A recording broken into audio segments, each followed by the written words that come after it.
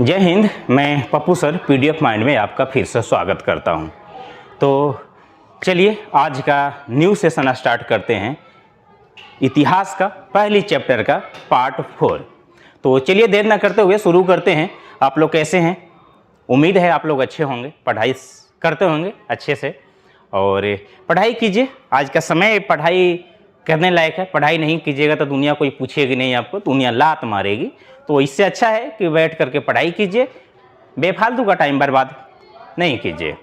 तो समय कभी किसी के लिए रुकता नहीं है, तो आप लोग पढ़ते रहिए, हंसते रहिए, मुस्कुराते रहिए और इन्जॉय कीजिए पढ़ाई को और खूब मेहनत कीजिए कि आप लोग जीवन में आगे बढ़ सके, तरक्की कर सके। तो चलिए देर न करते हुए आज शुरू करते हैं आज का पहला सेशन, इतिहास का जो पहली चैप्टर है। तो यूरोप में राष्ट्रवाद चल रहा था, हमारा टॉपिक था, हमारा चैप्टर था। तो उसी का 4th पार्ट आज लेकर आए हैं आप लोगों के बीच। पीछे वाला वीडियो कैसा लगा, कैसे आप लोग का फीडबैक आप लोग दीजिए। पिछले का लेक्चर कैसा था, आप लोग का समझ में कितना आया और मुझे इसमें इंक्लूड क्या करना चाहिए, तो आप लोग फीडबैक दे सकते हैं। तो चलिए कैसा लगा क्लास को कमेंट बॉक्स में ज़रूर बताइएगा। तो चलिए आज का सेशन शुरू करते हैं।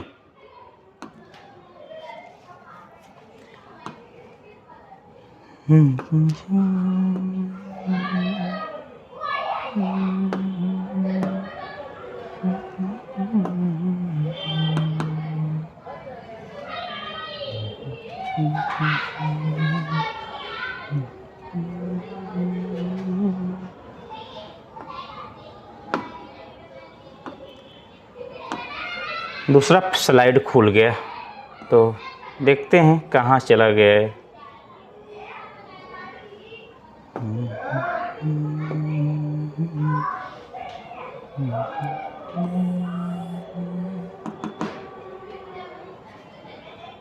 हाँ चलिए तो आज का सेशन शुरू करते हैं। आज का सेशन यहाँ से शुरू होगा काउंट काबूर से।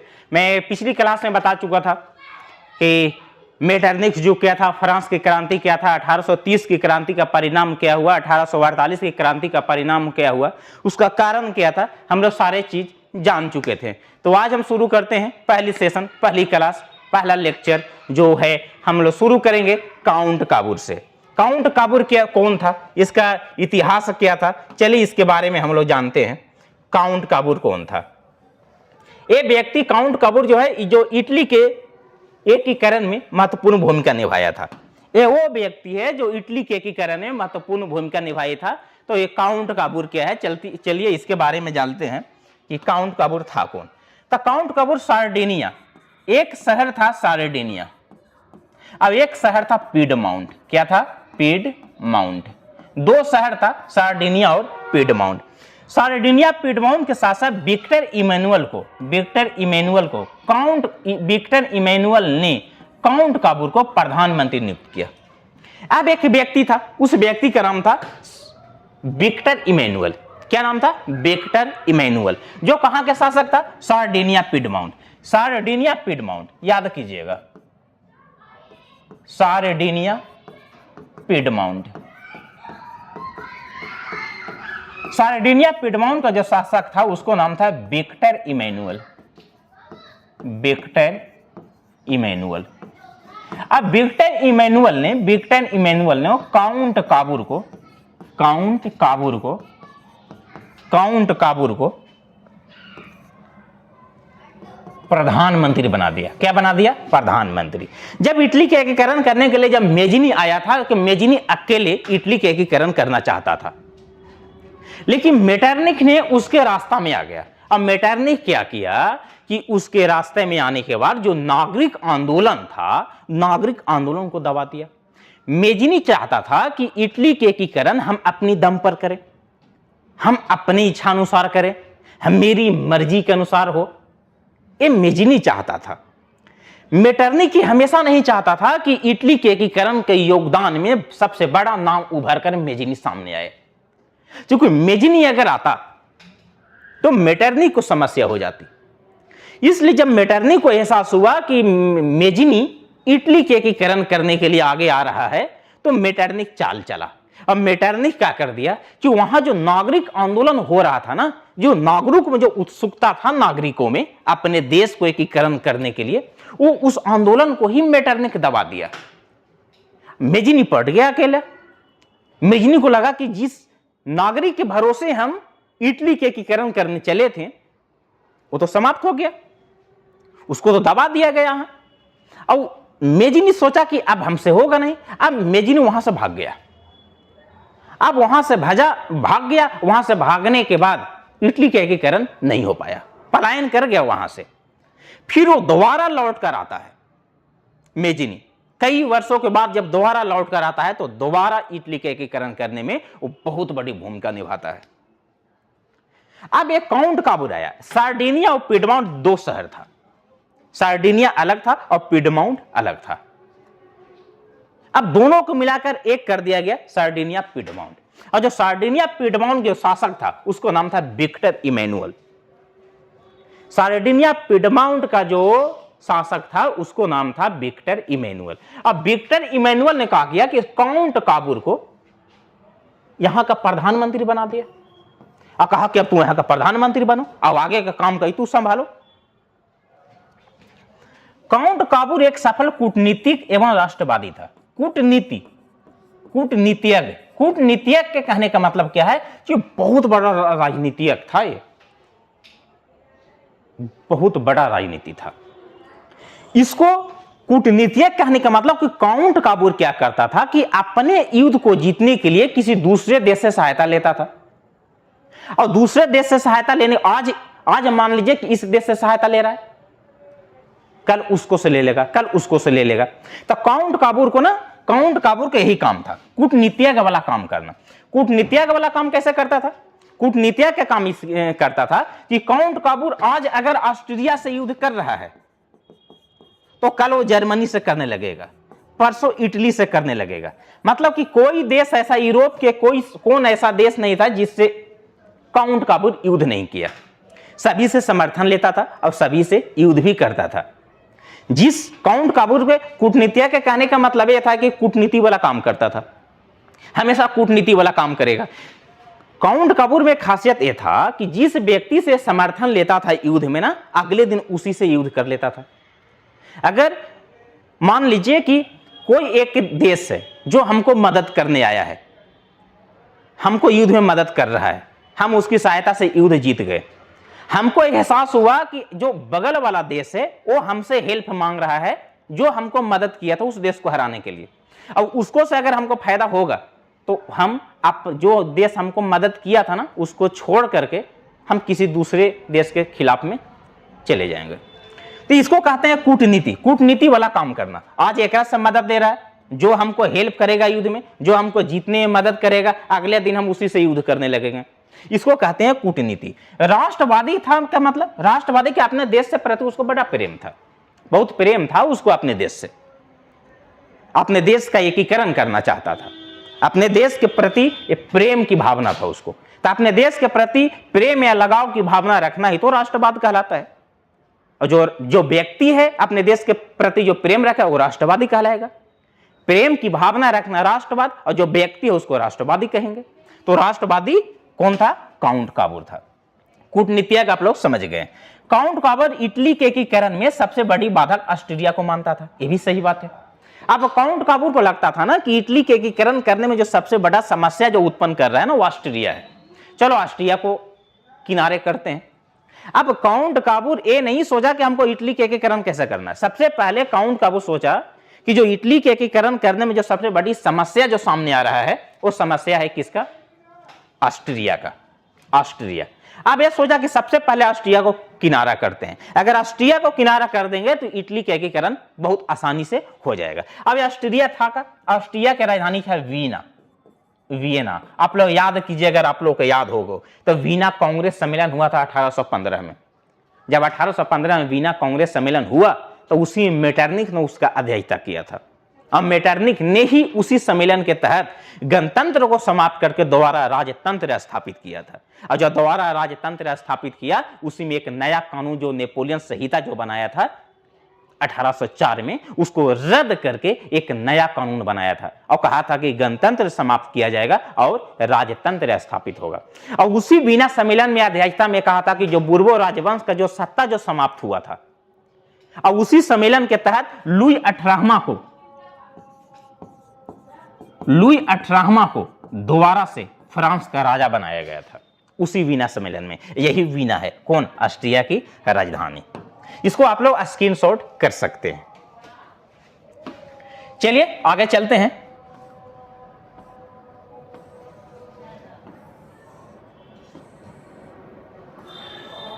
कुछ इंपॉर्टेंट टॉपिक है, वन लाइनर टाइप का क्वेश्चन है, तो इसको देख लीजिए।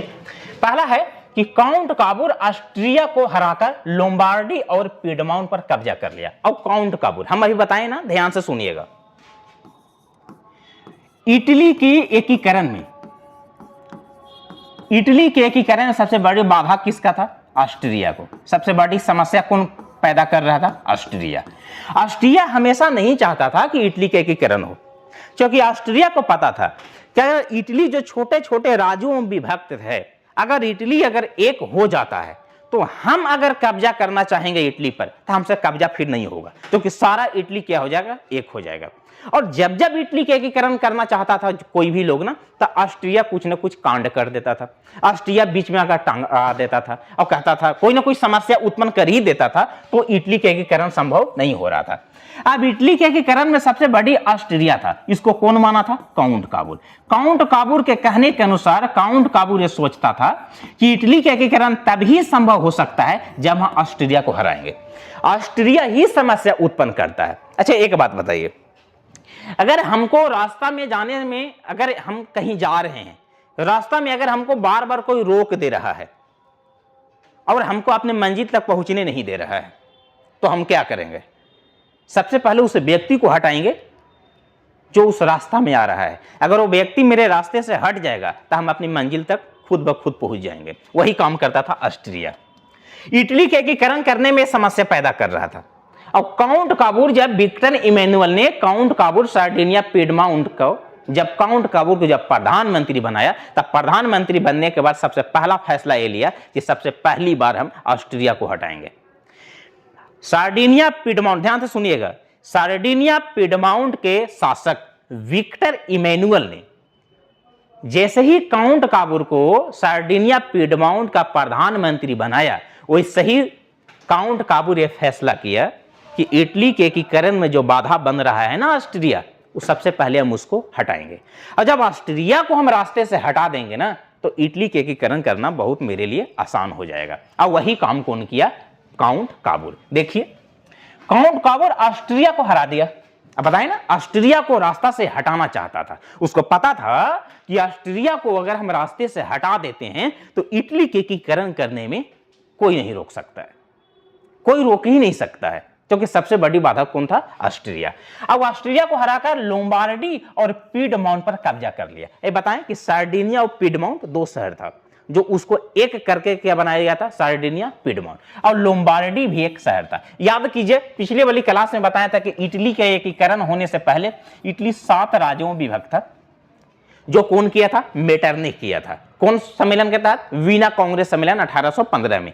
वीना कांग्रेस सम्मेलन 1815 के तहत मेटरनिख ने इटली को 7 प्रमुख राज्यों में बांटा था और 7 राज्य को 7 अलग अलग राजा को भेंट कर दिया गया। कहा तुम ए राज्य ले लो, उसको बोला कि तुम ए राज्य ले लो। उसी में से 2 राज्य था, इटली का ही 2 राज्य था, जिसको नाम था, एक का नाम था लोम्बार्डी और एक का नाम था पीडमाउंट। अब काउंट काबूर दोनों पर कब्जा कर लिया, क्योंकि ये जो लोम्बार्डी जो था, वो पीडमाउंट जो था, केकर हिस्सा था?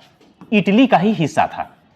अब इटली का हिस्सा तभी, एक इटली का एकीकरण तभी संभव हो पाता जब लोम्बार्डी और पीडमाउंट पर कब्जा करता। अब लोम्बार्डी और पीडमाउंट पर कब्जा ही क्यों किया? क्योंकि लोम्बार्डी और पीडमाउंट पर किसका कब्जा था? ऑस्ट्रिया का कब्जा था। ऑस्ट्रिया का कब्जा है। जैसे कहा जाता है, पहले जो राजा महाराजा था ना, वो किसी अगर देश को जीतना चाहता था ना, किसी राज्य को अगर जीतना चाहता था, तो उसको पूरी सेना को नहीं मारता था, राजा को बंदी बनाता था। क्योंकि राजा को बंदी का मतलब होता है कि जब राजा अगर बंदी बन गया तो उसका पूरा राज्य जो है गुलाम बन जाता। तो जब राजा को ही बंदी हम बना लेंगे तो उसका राज, उसका सेना, उसका सारा देश मेरा गुलाम हो जाएगा। वही काम यहां किया गया था। मारा नहीं ऑस्ट्रिया के राजा को, ऑस्ट्रिया को सिर्फ हरा दिया, बेइज्जत करके युद्ध से भगा दिया, गुलाम बना लिया। अब गुलाम बनाने का मतलब तो पूरी की पूरे शहर केकर हो गया, काउंट काबूर को हो गया। काउंट काबूर यही तो चाहता था कि जो ऑस्ट्रिया जिस देश पर, जिस हमारे शहर पर कब्जा किया है, उसको हम अपने पहले कब्जा में कर लें। अगर दो बड़े शहर था, लोम्बार्डी और पीडमोंट, जब इन लोग दोनों को जब अपने आप में कब्जा कर लिया तो ऑस्ट्रिया को, काउंट काबूर को लगा कि अब तो हम युद्ध जीतने वाले हैं, अब तो इटली के एकीकरण संभव हो जाएगा। दूसरा था कि फ्रांस के मदद से, फ्रांस को मदद करने के बदले में काबूल ने नीस और सेवाएं नामक रियासत फ्रांस को दे दिया। हाँ, एक ही चीज और था, हम बताएं अभी कि काउंट काबूर बड़ा होशियार व्यक्ति था। ध्यान से सुनिएगा, हम पिछले वाले में ना, ये पिछले स्लाइड में आप लोग को बताएं, ध्यान से सुनिएगा हम क्या बोले। काउंट काबूर कूटनीतिज्ञ वाला काम करता था। कूटनीतिज्ञ के कहने का मतलब क्या है कि कूटनीति कहने का मतलब है कि काउंट काबूर जिस देश से सहायता लेता था उसी देश के खिलाफ वो युद्ध भी करता था।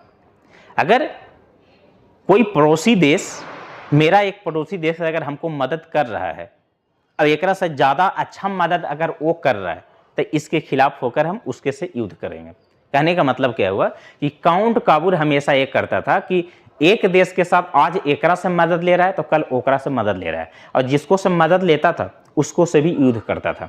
दूसरे देशों के साथ मिलकर ना, जो इसको मदद किया है पिछली बार, उसको से भी युद्ध करता था। एक काउंट काबूर का काम था कूटनीतिज्ञ, कूटनीति वाला काम करना। कूटनीति वाला काम करना में नहीं कहते हैं कि एक बात ओकर बात होने चला देते हैं, जिसको देहात में क्या कहते हैं, उसको कुटनी। कुटनी अक्सर औरतों में देखने को मिलता है, शहर देहात में देखने को मिलता है कुटनी। कुटनी वाला काम है कि एक बात होने ओकर बात होने कर करके, और खास करके ये वाला जो काम है वो खास कर लेडीज़ों में ज़्यादा पाया जाता है। जैसे कहा जाता है कि एक हम लोग जब पटना में पढ़ाई करते थे तो पटना में एक टीचर थे, वो बोले थे कि अगर दो औरतें या चार औरतें अगर आपस में बैठ करके फुसुर फुसुर बतिया रही है, कान में अगर बतिया रही है, तो समझिए को किसी तीसरे व्यक्ति का तीसरे औरत की बात बतिया रही है, क्योंकि अपना जब बात होगा ना वो चिल्ला कर कहेगी, जब दूसरे की बात होगी ना तब कान में फुसुर फुसुर बतियाती है। यही काम कौन कर रहा था? काउंट काबूर। काउंट काबूर कूटनीति वाला, कूटनी वाला काम कर रहा था। एक बात होने और ओकर बात होने कर रहा था। आज इस देश से युद्ध कर रहा है तो कल उस देश से युद्ध कर रहा है। अब इसको पता था काउंट काबूर को कि हम ऑस्ट्रिया को तभी हरा सकते हैं जब हमको फ्रांस मदद करेगा। अब ऑस्ट्रिया को हराने के लिए काउंट काबूर फ्रांस का मदद लिया। अब फ्रांस के मदद के बदले में काबूर ने, मतलब कि काउंट काबूर ने नीस, एक शहर था, बहुत खूबसूरत शहर था इटली का। अब नीस और सेवाएं नामक दो रियासत के मतलब जहां राजा राज करते हैं, जो राजा जिस राज पर पहले राज करते थे ना, उस राज को रियासतें कहा जाता था। रियासतें किसको दे दिया? फ्रांस को। फ्रांस को क्यों दे दिया? क्योंकि युद्ध में मदद कौन किया? फ्रांस किया। तो युद्ध में जब मदद फ्रांस किया तो एक शर्त के मुताबिक कि चलो हमको मदद करो, तुमको 2 शहर हम दान में दे देंगे, और वो दे दिया। आगे 1860 से 1860-61 तक काबूर ने सिर्फ रोम को छोड़कर उत्तरी और मध्य इटली के सभी रियासतों को मिला दिया। हाँ, अब 1860-61 आते आते जो काउंट काबूर जो प्रतिज्ञा लेकर आगे बढ़ा था कि इटली के एकीकरण कर देंगे, तो दो तीन शहर बच गया। कौन? इटली की राजधानी जो था, इटली की राजधानी जो रोम था उसको, और उत्तरी और मध्य इटली के सभी रियासत को मिला दिया और रोम को छोड़ दिया। क्योंकि रोम इटली की राजधानी था, वो बड़ा शहर था, बड़े पैमाने पर विकसित था, वहां का जो राज था, जो वो बड़ा शक्तिशाली था, उसको छोड़ दिया। चलो इसको बाद में निपट लेंगे, पहले जो छोटे छोटे राजा उसको मिला लेते हैं। अब उत्तरी इटली और मध्य इटली के सभी रियासतों को क्या किया? मिला लिया 1860-61 तक। 62 में क्या हुआ कि 1862 तक दक्षिणी इटली, रोम तथा वेनेशिया को छोड़कर बाकी सब रियासतों को मिला दिया। हाँ, अब उत्तरी और मध्य का तो मिला लिया था रोम को छोड़कर 1860 में। 62 में क्या किया कि दक्षिणी इटली में रोम तथा वेनेशिया को छोड़कर बाकी सभी रियासतों को मिला लिया। अब दक्षिण वाला भी इलाका भी रोम को छोड़ दिया, वेनेशिया को छोड़ दिया, अब बाकी सबको मिला लिया। चलिए आगे चलते हैं।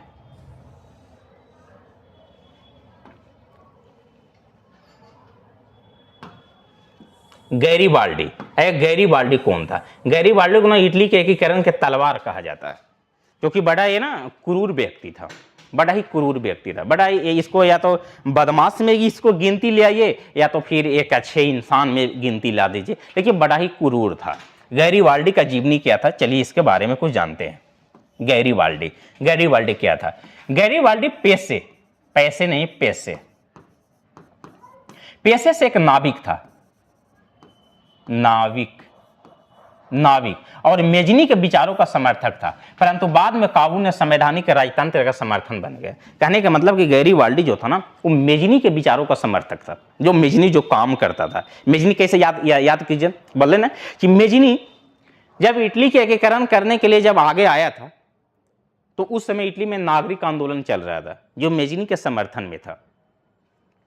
इटली के नागरिक वे चाहते थे कि इटली के एकीकरण हो।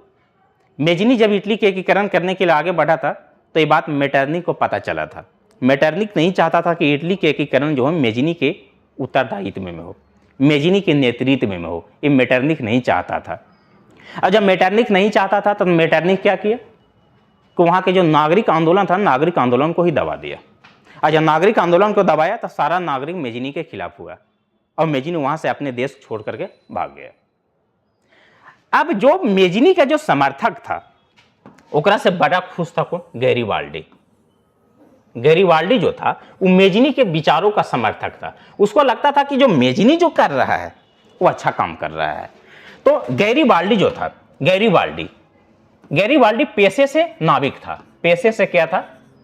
पेशे से नाविक था। नाविक, नाविक मतलब जानते हैं ना, जो समुद्र में जहाज जो चलाता है, जो सेलर कहते हैं, सेलर, वो नाविक था।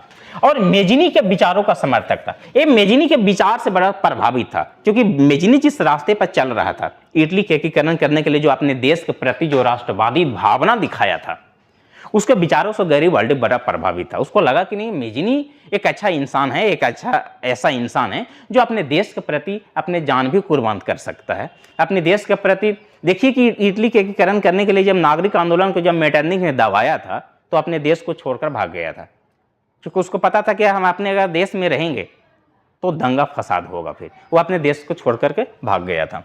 परंतु काबू ने संवैधानिक राजतंत्र का समर्थक बना गया। कहने का मतलब कि बाद में जाकर काउंट काबूल का, पहले के क्या समर्थक था? मेजनी के, लेकिन बाद में जब संवैधानिक जब विचार जब हुआ ना, तो संवैधानिक विचारों के मद्देनजर देखते हुए काउंट काबूल का भी समर्थक बन गया। गैरीबाल्डी सिसिली और नेपल्स पर आक्रमण कर वहां के गणतंत्र की स्थापना किया। अब बताइए कि जहां राजतंत्र था वहां गणतंत्र फिर से आ गया। अब गैरीबाल्डी क्या किया कि इटली के एकीकरण करने के लिए दो बड़ा शहर सिसिली और नेपल्स पर आक्रमण कर दिया। जो 7 भागों में जो बटा था ना, ओकरा में सिसिली भी था, नेपल्स भी था। तो सिसिली और नेपल्स पर आक्रमण कर वहां के गणतंत्र का स्थापना किया। अब गैरीबाल्डी दोनों राज्यों पर जीत लिया और जो वहां राजतंत्र स्थापित था, राजतंत्र को समाप्त कर दिया गया। एक नया वंश स्थापित किया गया, जिसको कहा गया गणतंत्र। गण के मतलब होता है जनता, और तंत्र मतलब शक्ति, मतलब कि जनता का शक्ति। अगर गैरीबाल्डी ने जब रोम पर आक्रमण का योजना बनाया, तो काबूल ने रोम की रक्षा के लिए अपनी सेना भेज दी। सही बात है। गैरीबाल्डी को जब पता चला कि रोम पर आक्रमण करना है, गैरीबाल्डी जैसी सोचा कि अच्छा बताइए, थोड़ा सा याद कीजिएगा, काउंट काबूल सभी देशों को इटली के एकीकरण में मिला रहा था। जो इटली जो 7 राज्यों में जो बड़ा बड़ा जो शहर था ना, 7 राज्य जगह अलग अलग राज्यों में बांट दिया गया था, तो उसमें सभी राज्य को तो मिला रहा था, लेकिन रोम को नहीं मिला रहा था। याद कीजिए, मध्य इटली और उत्तरी इटली तो मिलाया था, लेकिन रोम को नहीं मिलाया था। दक्षिणी इटली और रोम वेनेशिया को मिलाया था। दक्षिणी इटली और वेनेशिया को मिलाया था, लेकिन रोम को नहीं मिलाया था। और रोम काउंट काबू से छूट गया था, बच गया था काउंट काबू रोम। तो जैसी गैरीबाल्डी आया, तो गैरीबाल्डी सोचा कि रोम के तो बच ही रहा है ना, रोम के तो नहीं मिलाया गया है। तो सबसे पहले आक्रमण किस पर किया? रोम पर, क्योंकि रोम ही छूट रहा था। तो गैरीबाल्डी ने जैसे ही रोम पर आक्रमण के लिए जैसी योजना बनाया ना, जैसी प्लान बनाया, तैसे काउंट काबू ने रोम की रक्षा के लिए, अब देखिए अलग हो गया। काउंट काबू उस समय चाहता था कि रोम को मिला लिया जाए, मिला नहीं पाया। अगर गैरीबाल्डी जब आक्रमण करने गया, तो वही काउंट काबूल रोम की ही रक्षा के लिए अब सेना भेज दिया। अब काउंट काबूल भी नहीं चाहता था कि गैरीबाल्डी जो है वो रोम को जीत ले। पहले वो भी जीतना चाहता था, पहले काउंट काबूर भी जीतना चाहता था, अब वो नहीं जीत पाया। अब जब गैरीबाल्डी जब उसको जीतना चाहा तब काउंट काबूर रोम की रक्षा के लिए सेना भेज रहा है। बताओ, मतलब कि सब अपने अपने विचारों से समर्थक थे, सबको लग रहा कि मेरे नेतृत्व में एकीकरण होना चाहिए। कोई सोचा था कि मेरे नेतृत्व में होना चाहिए। जो व्यक्ति खुद जीतना चाहता था पहले, जब एक से नहीं हो पाया, जब दूसरा व्यक्ति जब इसको जीतना चाह रहा है तो उसी को बचाने के लिए अपनी सेना भेज रहा है। बता रहे, सब अपनी इतिहास रचने में लगे हुए थे। सबको लग रहा था कि मेरे नेतृत्व में एकीकरण हो, मेरा ही नाम हो। सब अलग अलग अपने अपने स्वार्थ के लिए जी रहे थे। गैरीबाल्डी की भेंट की काबूल से हुई और दक्षिणी इटली के जीते हुए क्षेत्रों को विक्टर इमैनुअल को दे दिया। अब जब युद्ध चल रहा था उसी समय काउंट काबूल का मुलाकात किससे होता है? गैरीबाल्डी से। अब काबूल से हुई और वह दक्षिणी इटली के जीते हुए क्षेत्र को विक्टर इमैनुअल को दे दिया। अब विक्टर इमैनुअल कौन था? सार्डिनिया पिडमाउंट का शासक। और दक्षिणी इटली में जितना सारा शहर जो जीता गया था ना, और जैसी गैरीबाल्डी से जब रोम पर आक्रमण जब किया था, तो जब गैरीबाल्डी से जब मुलाकात हुआ था काउंट काबूल को, तब काउंट काबूल का किया कि दक्षिणी इटली के जितना सारा क्षेत्र जो जीता था वो विक्टर इमैनुअल को दे दिया गया और कहा कि तुम इस पर राज करो और जब समय आएगा ना तो सारा इटली को एक बार मिला लेंगे। क्योंकि सार्डिनिया और पिडमाउंट भी तो दो ऐसा शहर था जो इटली के से टूट गया था, तो सार्डिनिया और पिडमाउंट को एक लाया गया था, एक किया गया था। वहाँ के शासक किसको बनाया गया था? विक्टर इमैनुअल को। और जब विक्टर इमैनुअल को जब वहाँ के शासक बनाया गया था तो काउंट काबूल को ही वहाँ के प्रधानमंत्री बनाया था। अब विक्टर इमैनुअल नहीं तो उसको प्रधानमंत्री बनाया था। और जब वहाँ के प्रधानमंत्री जब उसको बनाया तो जो जीते हुए क्षेत्र है उस किसको दे दिया? विक्टर इमैनुअल को। विक्टर इमैनुअल को, विक्टर इमैनुअल को वहाँ का क्षेत्र दे दिया। अगला है 1862 में काउंट काबूल की मृत्यु हो गया। अब बताया 1862 में काउंट काबूल मर जाता है। 1871 में फ्रांस प्रसा युद्ध के दौरान विक्टर इमैनुअल ने रोम को इटली में मिला लिया। जो रोम बहुत वर्षों से नहीं मिल रहा था, जो भागल चल रहा था, अब क्या किया गया? 1871 में फ्रांस और प्रसा के युद्ध हुआ। अब इस युद्ध के बाद विक्टर इमैनुअल ने कहा किया कि रोम को इटली में मिला लिया और रोम को अपनी राजधानी बना लिया। अब इटली के एकीकरण हो गया 1871 में। अब इटली के जो जितना छोटे छोटे भाग थे, जो अलग अलग डिवाइड थे, वो सारे शहर को एक किया गया, एक में मिलाया गया और जो रोम को सबसे लास्ट में मिलाया गया। इटली के एकीकरण में बड़ा एक क्वेश्चन है, बड़ा अच्छा है कि इटली के एकीकरण के समय सबसे लास्ट में, सबसे अंतिम समय में किस शहर को मिलाया गया था? तो था रोम। क्योंकि रोम को नहीं तो काउंट काबूल जीत पाया और नहीं तो गैरीबाल्डी जीत पाया। रोम को कौन जीता? रोम को जीता फ्रांस और प्रसा के युद्ध के दौरान विक्टर इमैनुअल ने जीता। अब विक्टर इमैनुअल ने रोम को इटली में मिलाता है और इटली के एकीकरण करता है और 1871 में ही इटली की राजधानी, इटली की जो राजधानी है, और इटली की राजधानी किसको बनाया गया? रोम को बनाया गया। इटली की राजधानी रोम को बनाया गया। एक कब बनाया गया? 1871 में। अब क्वेश्चन पूछा कि इटली के एकीकरण कब हुआ? तो एकीकरण भी तो 1871 में हुआ और 1871 में एकीकरण हो गया ना। एक बड़ा ही जो इटली के एकीकरण की जो कहानियां हैं, जो राजा कैसे कर रहा था, जो जीतना चाह रहा था वो भी नहीं जीत पाया, जब दूसरा को जीते आ रहा है तो उसको बचाने के लिए सेना भेज दे रहा है। मतलब कि इटली के एकीकरण में जितना सारे व्यक्ति थे सबको ये चाहते थे कि इटली के एकीकरण जो है ना वो मेरी नेतृत्व में हो, किसी दूसरे का नाम ना आए, सब अपने अपने लालच में थे। तो ना ये एक बड़ा ही अच्छा कोट हमको याद आ रहा है कि अक्सर हमको कुछ लिखने का शौक रहता है, कुछ अक्सर हम लिखते रहते हैं। तो एक बड़ा अच्छा कोट हम लिखे थे कि कहानी ठीक बनती है, नज़ारे ठीक मिलते हैं। कहानी ठीक बनती है, नज़ारे ठीक मिलते हैं। अब मूमन वक्त अच्छा हो तो सारे ठीक मिलते हैं। कहानी ठीक बनती है, नज़ारे ठीक मिलते हैं। अब मूमन वक्त अच्छा हो तो सारे ठीक मिलते हैं। हमें तो जो मिला अपना सब डसने में माहिर था। हमें तो जो मिला अपना सब डसने में माहिर था। न जाने कैसे लोगों को सारे ठीक मिलते हैं।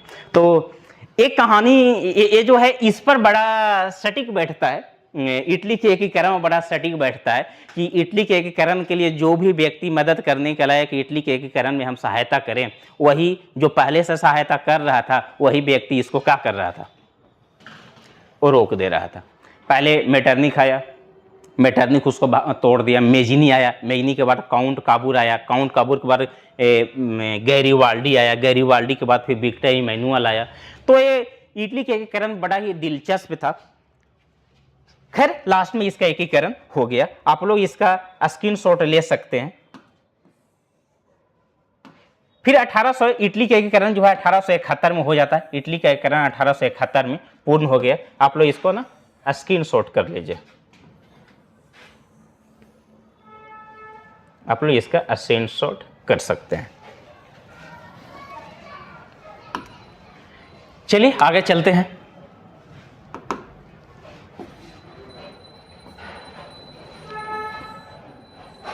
अब जर्मनी के एकीकरण में बाधक भी था। अब इटली के एकीकरण हो गया। अब चलते हैं जर्मनी के बारे में कुछ पढ़ते हैं कि जर्मनी के एकीकरण की समस्या क्या था। बाधक तत्व का मतलब होता है कि जर्मनी के एकीकरण में कौन कौन सी समस्या आ रहा था। ये बड़ा ही इजी है, जल्दी समझ में आ जाएगा। जर्मनी लगभग 300 छोटे छोटे राज्यों में विभक्त था। आज जर्मनी जो था 300 छोटे छोटे राज्यों में विभक्त था। जर्मनी जो है ना 300 छोटे छोटे राज्यों में विभक्त था। जर्मनी को तोड़ा गया था 300 राज्यों में। 300 राज्यों में जर्मनी को तोड़ दिया गया था। उत्तरी जर्मनी प्रोटेस्ट एवं दक्षिणी जर्मनी कैथोलिक बहुल क्षेत्र था। कहने का मतलब कि उत्तरी जर्मनी जो था, जर्मनी दो भागों में बटा हुआ था। एक था उत्तरी जर्मनी में प्रोटेस्टेंट, इसका पूरा नाम था प्रोटेस्टेंट, जो ईसाई धर्म से संबंधित था। कौन धर्म में? ईसाई धर्म से। याद कीजिएगा, प्रोटेस्टेंट जो संप्रदाय है वो ईसाई धर्म में। तो कहने का मतलब उत्तरी जर्मनी जो था वो पूरा ईसाई धर्म में था। पूरी उत्तरी जर्मनी में ईसाई धर्म था। और दक्षिणी जर्मनी कैथोलिक बहुल था। कैथोलिक मतलब चर्च वाले लोग थे।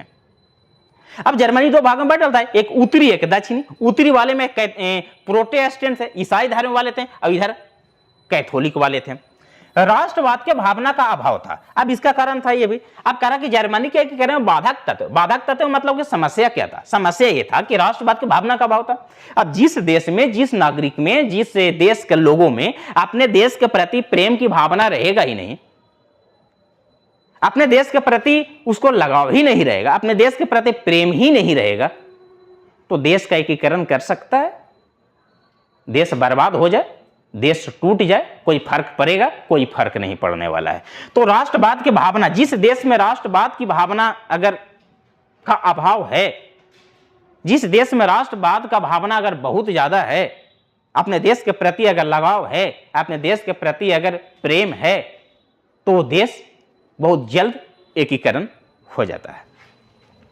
आगे चलते हैं। अब एकीकरण के, जर्मनी के एकीकरण में सहायक तत्व कौन कौन था? वो तो समस्या था। अब सहायक तत्व कौन था? अब कैसे इटली के एकीकरण में, इटली के एकीकरण हुआ कैसे, कैसे संभव हो पाया? तो देखिए कैसे संभव हो पाया। 1806 में नेपोलियन जर्मन राइन राज्य संघ का निर्माण किया था। अब याद कीजिए, 1804 में नेपोलियन संहिता बनाया था। क्या बनाया था? नेपोलियन संहिता बनाया था। अब 1806 में नेपोलियन जर्मन राइन राज्य का स्थापना किया। नेपोलियन ने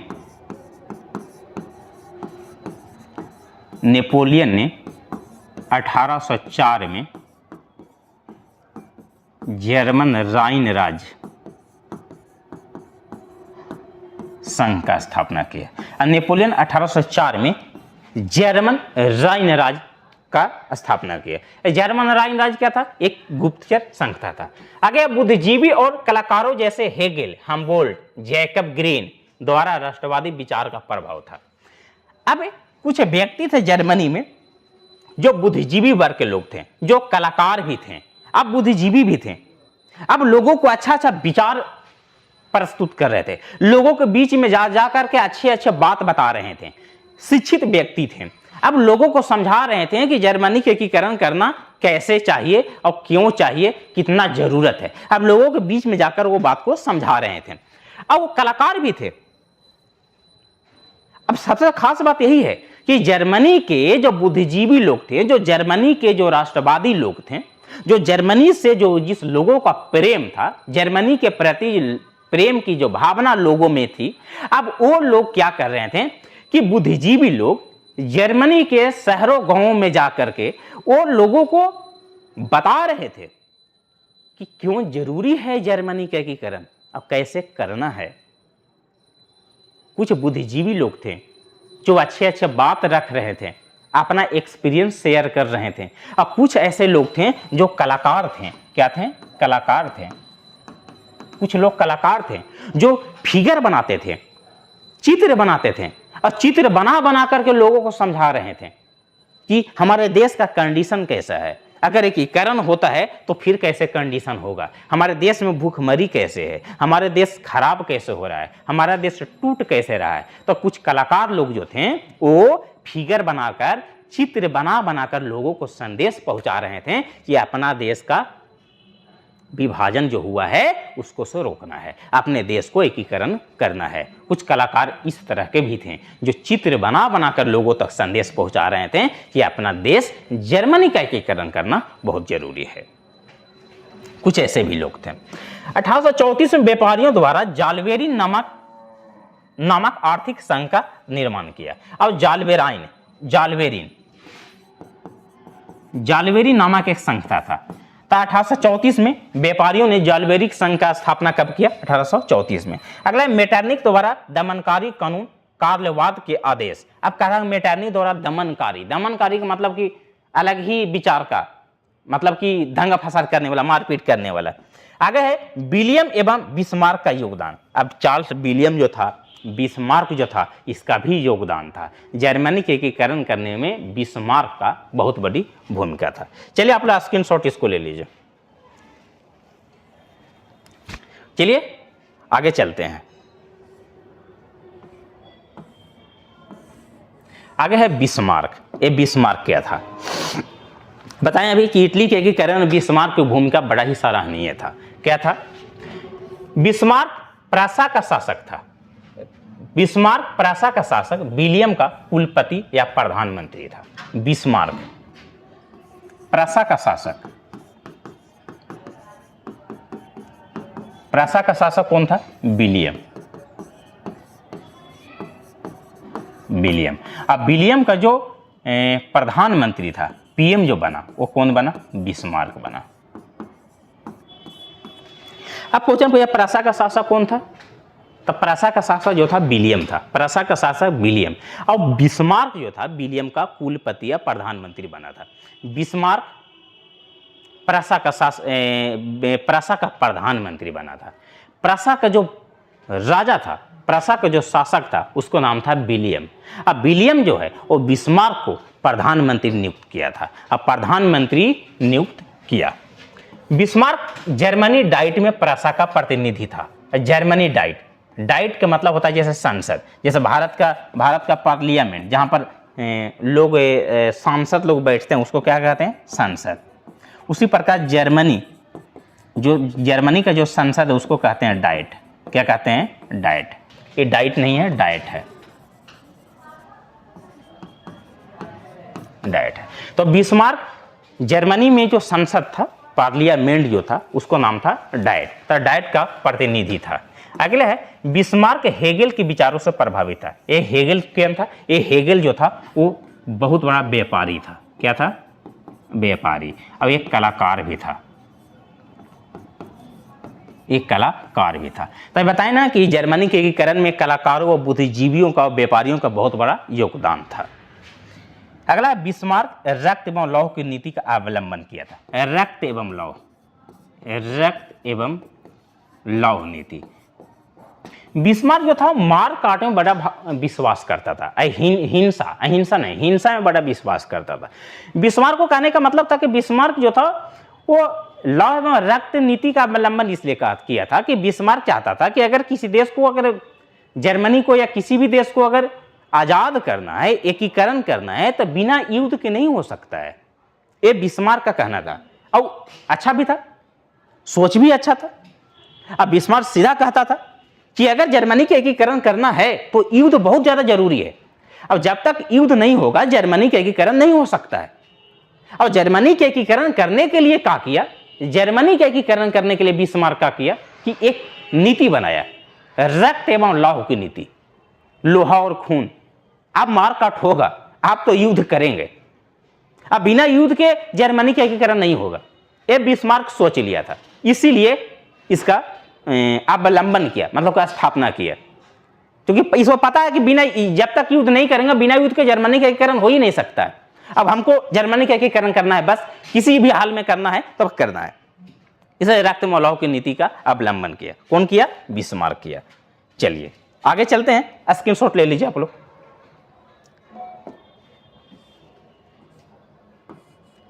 आगे है प्रसा। अब जानकारी के लिए बता दें कि प्रसा जो है शिक्षा को अनिवार्य करने वाला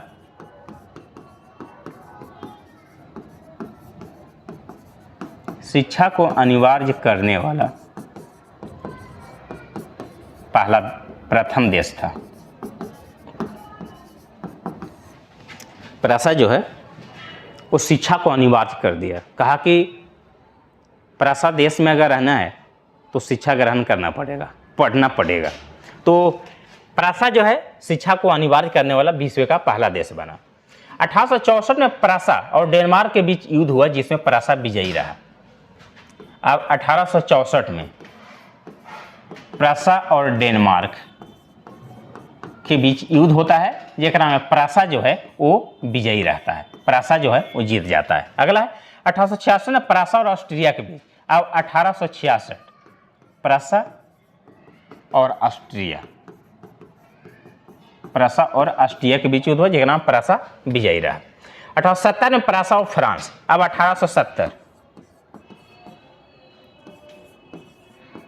प्रसा और फ्रांस, जेकरा में प्रसा फिर जीता।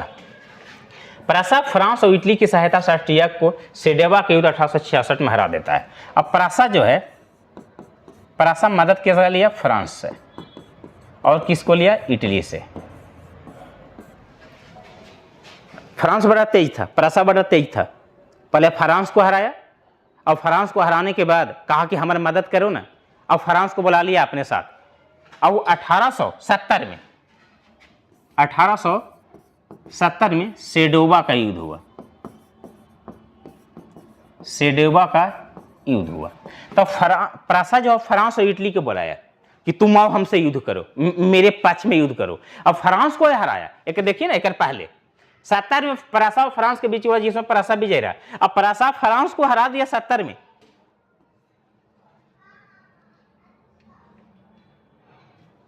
1870 में हराया, और फिर कहा कि आके हमारा साथ युद्ध करो, और सेडोवा का युद्ध में फ्रांस की मदद से प्रसा उसको हरा दिया।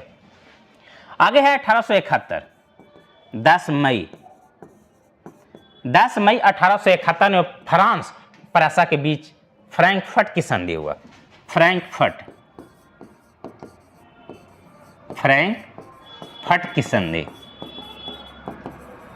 अब फ्रैंकफर्ट की संधि 10 मई 1871 में प्रसा फ्रांस और प्रसा के बीच हुआ। क्वेश्चन पूछेगा कि फ्रैंकफर्ट की संधि, एक में डबल स्टार लगा लीजिए। फ्रैंकफर्ट की संधि कब हुआ? तो 1871 में फ्रांस और प्रसा के बीच। 1871 में जर्मनी का एकीकरण हो गया। अब 1871 में जर्मनी का एकीकरण हो गया। जर्मनी का एकीकरण कब हुआ? 1871 में। चलिए आगे चलते हैं, आप लोग स्क्रीनशॉट ले सकते हैं।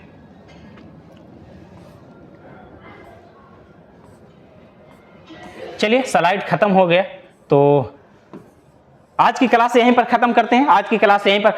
कैसा लगा आपका क्लास आज का? मुझे फीडबैक देते रहिए, और क्लास अच्छा लगा हो तो कमेंट कीजिए, शेयर कीजिए, और एक लाइक जरूर कीजिए। कुछ बच्चों आजकल बड़ा अनसब्सक्राइब कर रहे हैं, तो बच्चे से निवेदन है कि आप लोग अनसब्सक्राइब नहीं कीजिए। अगर क्लास अच्छा लगता हो तो उसे आगे शेयर कर दीजिए, सब्सक्राइब कर दीजिए, अपने दोस्तों के साथ भेज दीजिए। आपका एक सब्सक्राइब, आपका एक लाइक, आपका एक प्यारा सा कमेंट मुझे मोटिवेट करेगा, तो मैं इसी तरह से और मज़ेदार और एंटरटेनमेंट आगे आप लोगों के लिए हम कुछ वीडियो लाते रहेंगे। तो आप लोग अनसब्सक्राइब प्लीज़ नहीं किया कीजिए, कोशिश कीजिए कि जहाँ तक हो सके तो सब्सक्राइब कीजिए। आपके सब्सक्राइब कर देने से मैं पैसा नहीं कमा रहा हूँ, मुझे पैसा नहीं मिलने लग रहा है, मैं आप लोगों के लिए ही वीडियो बनाता हूँ, तो प्लीज़ अनसब्सक्राइब नहीं कीजिए। जैसे एक मुझे कोट याद आ रहा है कि हम जमाने भर को नहीं, एक याद आ रहा है कि हम खुद को बरगद बनाकर जमाने भर को छाव बांटते रहे। हम खुद बरगद बनकर जमाने भर को छाव बांटते रहे, मेरे अपने ही मुझे हर दिन थोड़ा थोड़ा काटते रहे। तो हम आप लोगों के लिए ही काम कर रहे हैं, तो आप लोग ही अनसब्सक्राइब कर दे रहे हैं, तो ऐसा मत किया कीजिए। तो कैसा लगा आज के क्लास, आप लोग बताइए, कहानी कैसी लगी, आज का लेक्चर कैसा लगा। अगर अच्छा लगा तो कमेंट बॉक्स में ज़रूर हमको बता दीजिएगा कैसा लगा।